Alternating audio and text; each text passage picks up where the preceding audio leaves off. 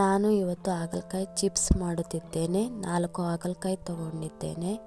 ಹಾಗೆ kebab powder 2 ತಗೊಂಡಿದ್ದೇನೆ. ಹಾಗೆ 1 ಸ್ಪೂನ್ ಖಾರದ ಪುಡಿ,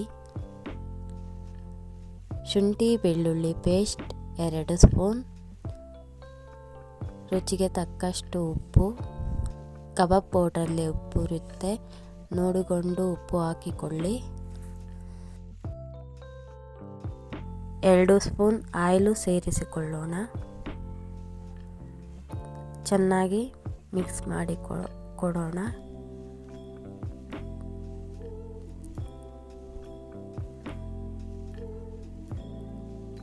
ನೋಡಿ ಈ ಥರ ಇರಬೇಕು.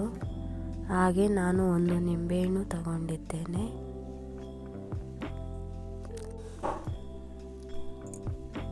ನಿಂಬೆಹಣ್ಣು ಸೇರಿಸಿಕೊಂಡು ಒಂದು ಸಲ ಮಿಕ್ಸ್ ಮಾಡಿ ಕೊಡಿ.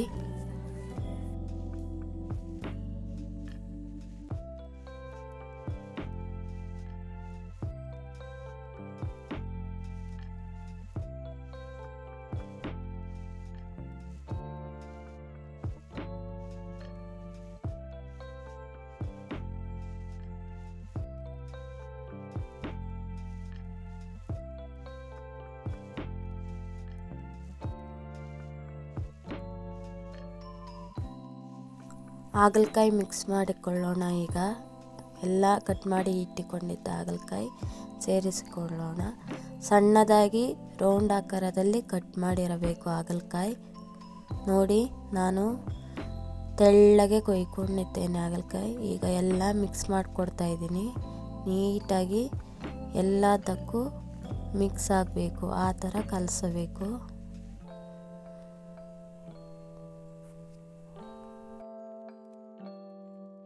ಕಲಸಿಟ್ಟಾದ ಮೇಲೆ 10 ನಿಮಿಷ ಹಾಗೆ ಬಿಡಬೇಕು, ತಟ್ಟೆ ಮುಚ್ಚಿ. ನಾನು ಎಣ್ಣೆ ಕಾಯಕ್ಕಿಟ್ಟಿದ್ದೆ, ಎಣ್ಣೆ ಕಾದಿದೆ. ಈಗ ಹಾಗಲಕಾಯಿ ಎಲ್ಲ ಫ್ರೈ ಮಾಡ್ಕೊಳ್ಳೋಣ ಎಣ್ಣೆಯಲ್ಲಿ ಬಿಡುತ್ತಾ.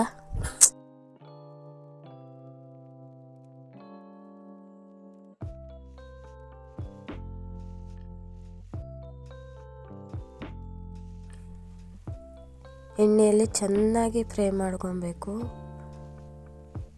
ಗರಿ ಗರಿಯಾಗಿ ಬರಬೇಕು ಹಾಗಲಕಾಯಿ. ಆ ಥರ ಫ್ರೈ ಮಾಡ್ಕೊಬೇಕು ಎಣ್ಣೆಯಲ್ಲಿ. ನೋಡಿ ಎಷ್ಟು ಚೆನ್ನಾಗಿ ಬಂದಿದೆ ಹಾಗಲಕಾಯಿ ಚಿಪ್ಸ್. ತುಂಬ ಚೆನ್ನಾಗಿ ಬರುತ್ತೆ, ಒಂದಕ್ಕಿಂತ ಟ್ರೈ ಮಾಡಿ.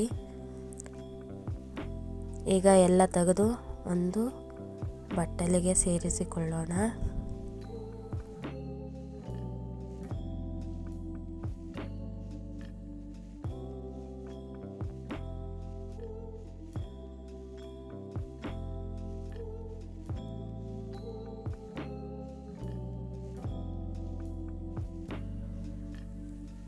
ನಾನು ಇರುವ ಎಲ್ಲ ಹಾಗಲಕಾಯಿ ಇದೇ ಥರ ಎಣ್ಣೆಯಲ್ಲಿ ಬಿಟ್ಟು ಕರೆದುಕೊಳ್ಳುತ್ತೇನೆ, ಗರಿ ಗರಿಯಾಗಿ. ಆರೋಗ್ಯಕ್ಕೆ ತುಂಬ ಒಳ್ಳೆಯದು ಹಾಗಲಕಾಯಿ. ಶುಗರ್ ಇರೋರಿಗೆ ತುಂಬ ಒಳ್ಳೆಯದು.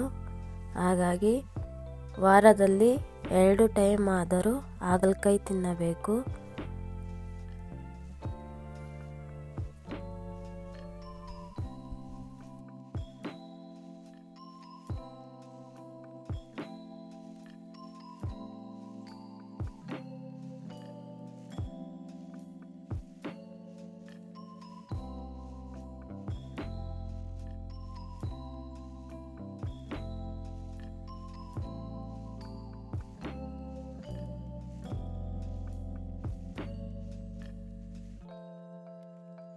ನಾನು ತೆಗೆದಿಟ್ಟುಕೊಂಡಿದ್ದ ಹಾಗಲಕಾಯಿ ಎಲ್ಲ ಎಣ್ಣೆಯಲ್ಲಿ ಬಿಟ್ಟು ಕರೆದು ಆಗಿದೆ. ನೋಡಿ ಎಷ್ಟು ಚೆನ್ನಾಗಿ ಬಂದಿದೆ. ನೀವು ಒಂದು ಸಲ ಟ್ರೈ ಮಾಡಿ ಹಾಗಲಕಾಯಿ ಚಿಪ್ಸ್. ತುಂಬ ಚೆನ್ನಾಗಿ ಬಂದಿತ್ತು.